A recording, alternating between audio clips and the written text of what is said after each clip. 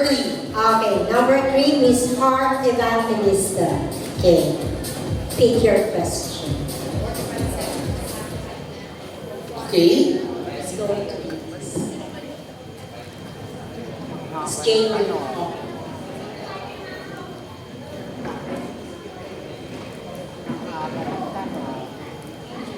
What is the easiest word you could tell a person having a hard time in life? Again, what is the easiest word you could tell a person having a hard time in life? Your timer starts now. Okay. For me, the easiest word that I can say to a person that having a difficulty is just keep going. That no matter what happened to your life, even if you don't achieve your goals, don't stop on dreaming, don't stop on believing. Keep on pursuing your goals because one day, God will see your efforts. Thank you so much.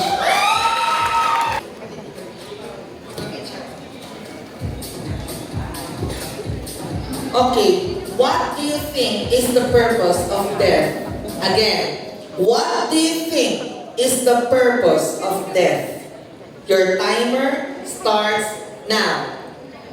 The purpose of that is it symbolizes that everything in this world is not permanent. So, pag mayaman ka man, mayabang, mapagmataas sa iyong sarili, lagi po nating tatandaan, at the end of the day, tayo po ay mamamatay. Thank you. Thank you so much, candidate number 1.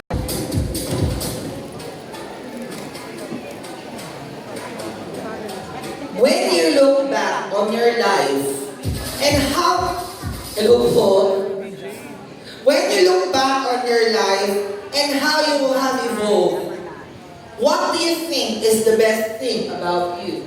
Again, when you look back on your life and how you have evolved, what do you think is the best thing about you?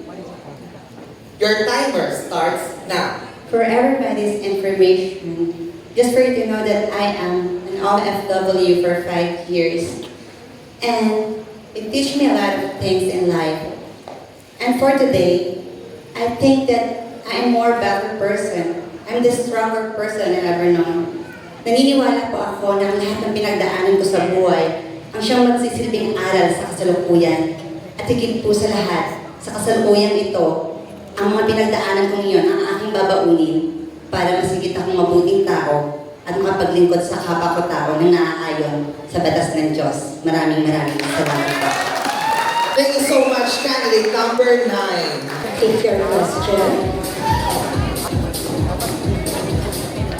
If God created the universe, what does the universe created you?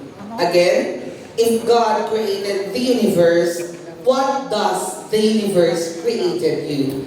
God created universe perfectly, and the universe created the experience that I experienced in this life, and those experiences make me stronger and who I am right now.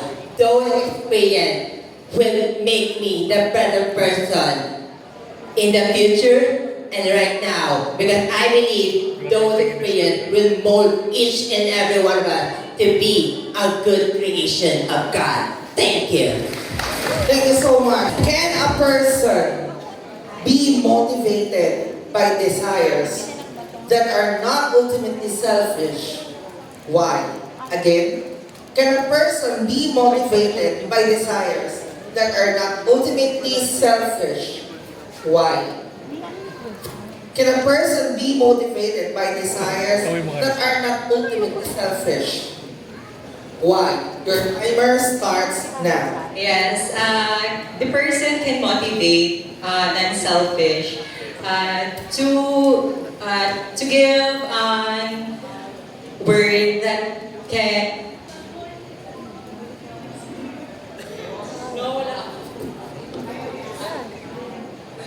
Can a person be motivated by desires that are not ultimately selfish? Why?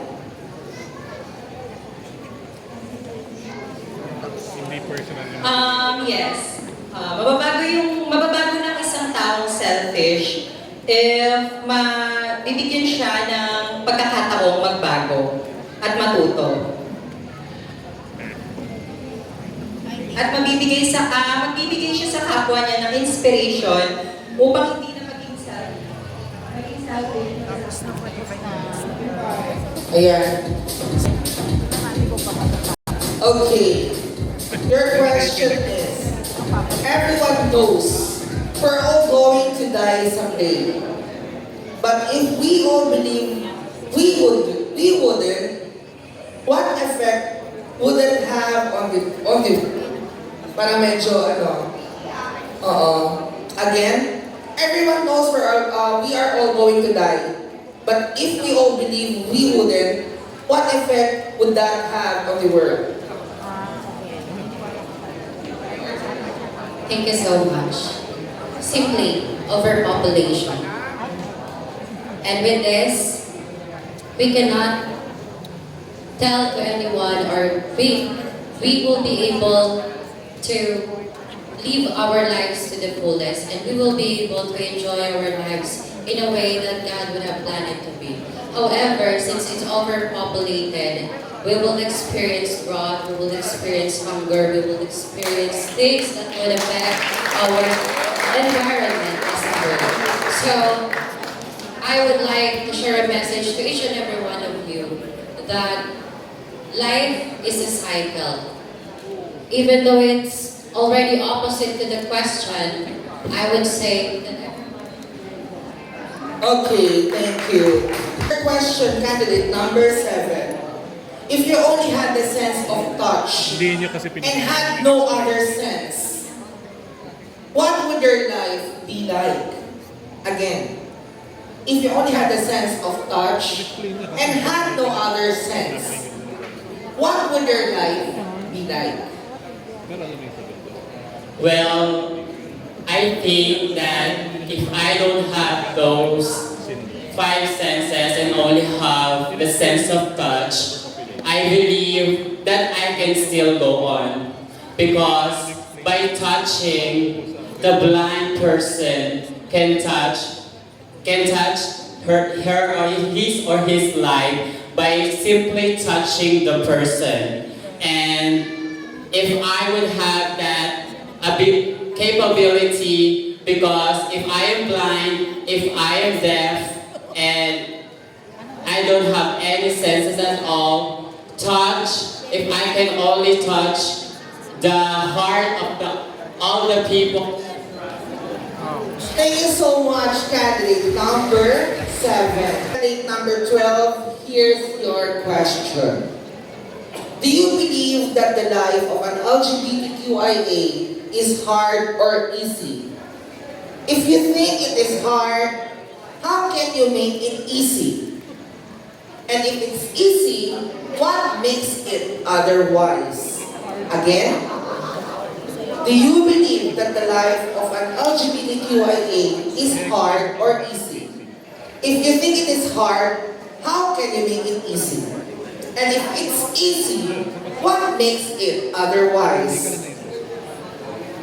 Thank you for this interesting question. Do I believe that the LGBTQIA life is hard or easy? I believe that regardless if you are part of LGBTQIA, or straight men or women, everyone experiencing hardship in life. Now the question, if I think life is hard, how can I make it easy? Just simple answer, pray. Because there's nothing impossible if I will erase all my problems and struggles I face in my life. The second question is that if it's easy, how it makes it otherwise or hard?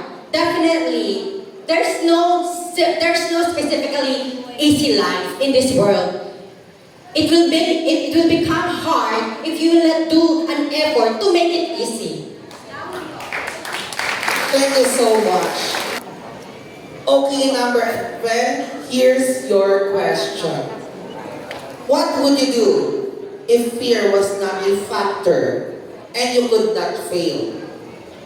Again, what would you do if fear was not a factor and you could not fail? Your timer starts now. I believe that if fear was not a factor and you could not feel, I think if not if not fear, I think the biggest factor that I could feel is that being scared of what other people might say towards me and my identity. And it is a must that as a transgender living in this community is to have the optimism, because in life, we should value optimism because a marathon of success starts with a single step. And that single step is to be optimistic. Thank you and good evening. You're fluent. I guess you're witty. So here's your question.